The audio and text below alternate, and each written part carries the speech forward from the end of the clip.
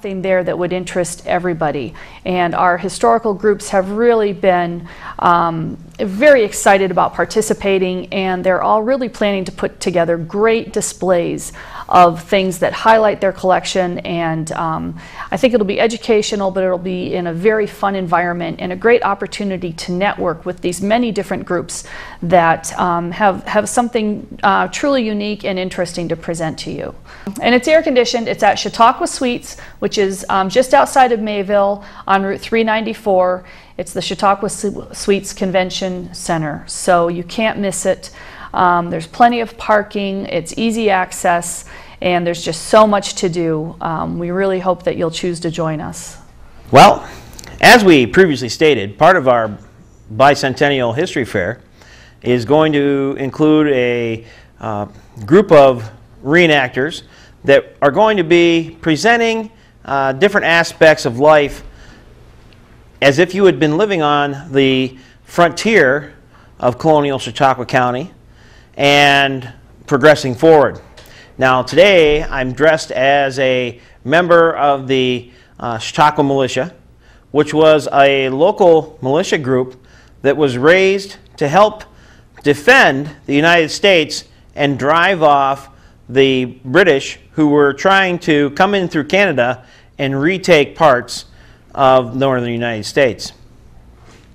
Now, in reenacting, we try to take a look at a particular aspect or part of history or a group and focus our attention and our research on not only what did that person or persons do, but also how did they live, where did they live, and what they may have used to live.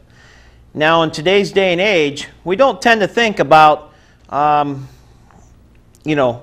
surviving and going outside of our home to try and hunt our own food, although Chautauqua County has a deep, rich hunting history and continues with many sportsmen today in hunting and fishing. But it's more of a hobby than it is to bring food to the table for the family. We're more used to going to the different stores throughout the county and providing for our families.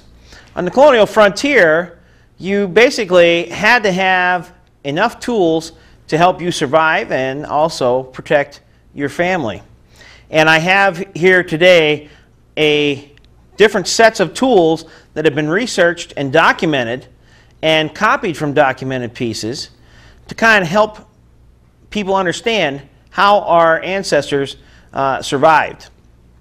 The gun that I'm carrying is a .50 caliber flintlock rifle, and in the time period from about the late 17th century, so we're talking the 1670s, maybe 1660s, the primary source of ignition for a gun was what we call a matchlock, and it basically turned into what we call a flintlock. Now I'm going to put this particular flintlock rifle down, and I'm going to show you another one so you get to see the action a little bit better. But the way a flintlock basically works, it's a type of technology that was developed where we used a piece of hardened steel and a sharpened piece of flint, and what happens is we strike the flint against the hardened piece of steel, and it's going to shave off some hot sparks which are going to ignite some powder that was placed in the pan, and then it will ignite the charge that's in the barrel.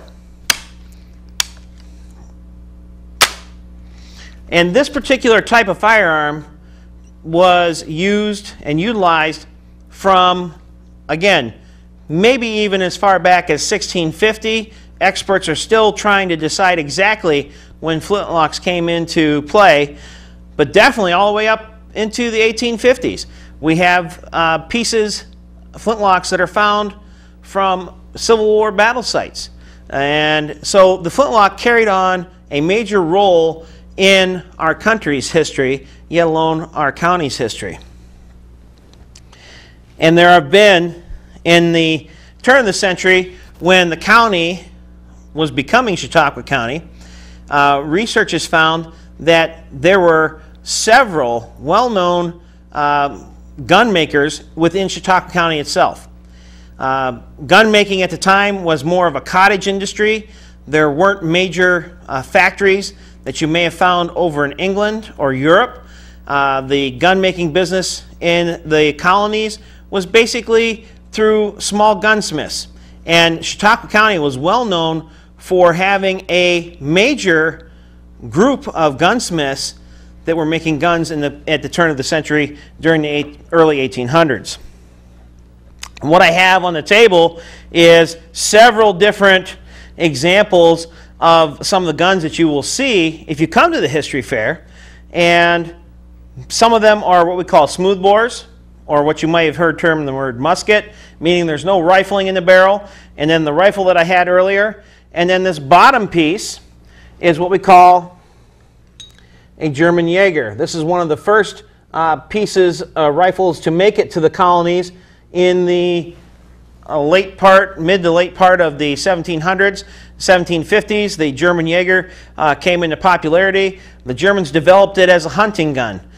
German society was very hunting orientated, and they came up with some very unique pieces that had developed into what we now call our Pennsylvania long rifle, or sometimes individuals may refer to it as the Kentucky long rifle. And at the history fair, you'll be able to talk to individuals about the process of how it was used and the important role it played in making and forming our country to what it is today. And also how important that was as a tool for everyday life. Not only were the men adept at firing rifles, but we have found many accounts where the women were also taught how to shoot and fire the firearms as well. So that if the man of the house, so to speak, was off hunting, getting food for his family, and an emergency arose, that the wife would be able to help defend her family, especially with young ones.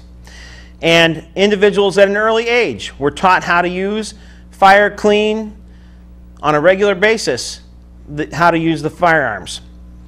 And our firearm culture basically evolved from more away from defense to shooting sports as we have now today. So if you think about some of our modern shooting sports, they evolved in this culture of the flintlock rifle and flintlock smoothbores. Now, other things that you will see at the County History Fair will be some very interesting artwork pieces. And this is the powder horn, just like the powder horn I'm carrying.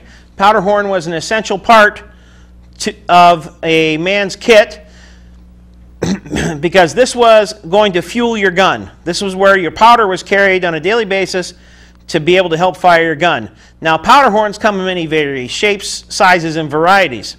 And what I did today is, this is a reproduction of what we call a Philadelphia screw tip horn, made by famous horn maker Roland Cadle from southern Pennsylvania, who has done extensive research, and he's part of an organization called the Horners Guild.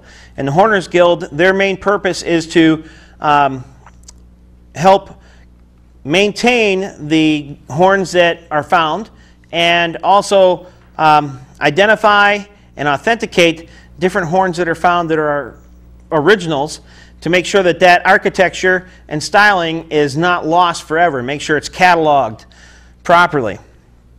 So one of the jobs we have to do if we're going to have our powder horn that we're going to carry is you have several different choices. One, this is an original powder horn from the beginning of the 1800s.